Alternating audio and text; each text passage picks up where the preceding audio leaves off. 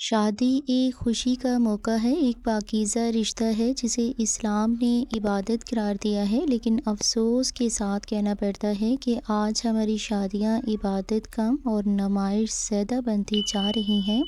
دیکھیے، اسلام خوشی منانے سے نہیں روکتا، لیکن گناہ کے ساتھ خوشی منانے کی اجازت بھی نہیں دیتا۔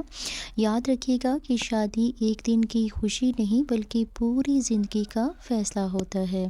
اچھا، شادی کا اصل مقصد کیا ہے؟ کیا ہماری شادیاں سنت کے مطابق ہوتی ہیں؟ نکاح آسان ہے یا پھر مشکل بنا دیا گیا ہے؟ ان سب سوالات کے جوابات آپ کے ساتھ شیئر کروں گی۔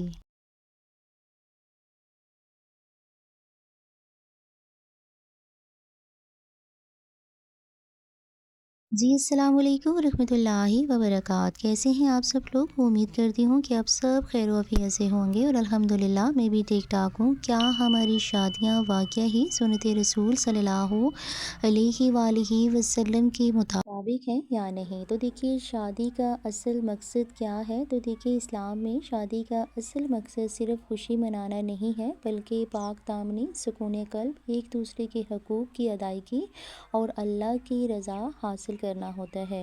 آپ صلی اللہ علیہ وآلہ وسلم نے فرمایا، نکاح میری سنت ہے اور جس نے میری سنت سے منہ موڑا وہ مجھ سے نہیں۔ اچھا، سوچنے کی بات یہ ہے، کیا ہم واقعی ہی نکاح کو سنت سمجھ کر ادا کرتے ہیں یا صرف رسم کے طور پر؟ اچھا، دوسرا سوال یہ تھا کہ نکاح آسان ہے یا مشکل؟ تو دیکھیے، نکاح کو ہم نے اتنا مشکل بنا دیا ہے کہ نوجوان گناہوں میں پڑنے پر مجبور ہو جاتے ہیں، جیسے بہت بھاری بھاری مہر کی رقم، مہنگی مہنگی تقریبات، غیر ضروری مطالبات۔ حالانکہ رسول اللہ صلی اللہ علیہ وآلہ وسلم نے فرمایا، سب سے بابرکت نکاح وہ ہے جس میں کم خرچ ہو، بہت نہیں، یہ نہیں کہ نکاح آسان ہو، مگر ہم نے اسے مشکل بنا دیا ہے۔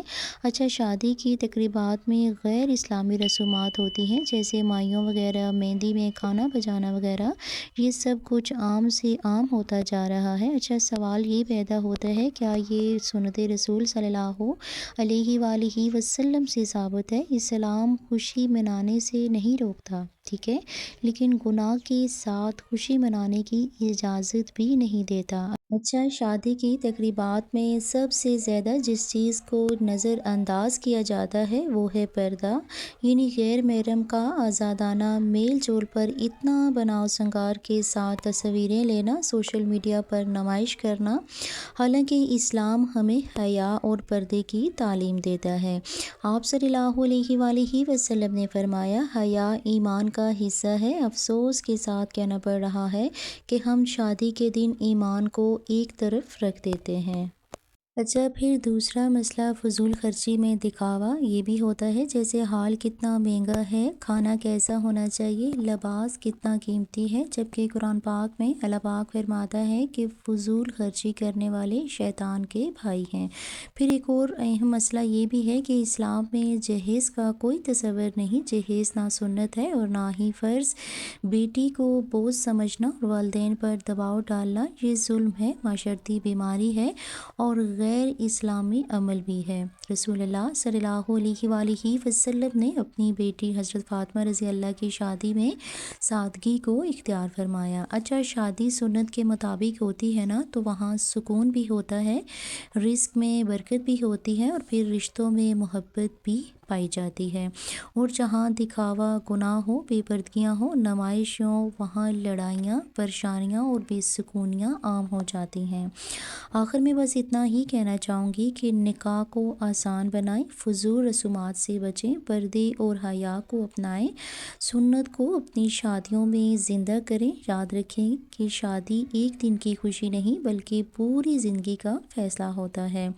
اگر آپ چاہتے ہیں کہ ہماری زندگیاں خوشگوار ہوں تو ہمیں اپنی شادی سنت رسول صلی اللہ علیہ وآلہ وسلم کے مطابق بنانی ہوں گی۔ اللہ پاک ہمیں یہ عمل کرنے کی توفیق عطا فرمائے۔ اے پروردگار، ہمیں دین پر استقامت اور آخرت میں کامیابی عطا فرمانا۔ اللہ پاک ہمارے دلوں میں تقوی، اخلاص اور محبت الہی کو پیدا فرما دینا۔ مولا، ہمیں ہر دکھ، ہر پریشانی، ہر آزمائش سے اپنی پناہ عطا فرمانا، ہمارے گھروں میں سکون عطا فرما دینا اور ہمیں آپ صلی اللہ علیہ وآلہ علیہ وسلم کی تعلیمات پر اور ان کی سنتوں پر عمل کرنے کی توفیق عطا فرمانا۔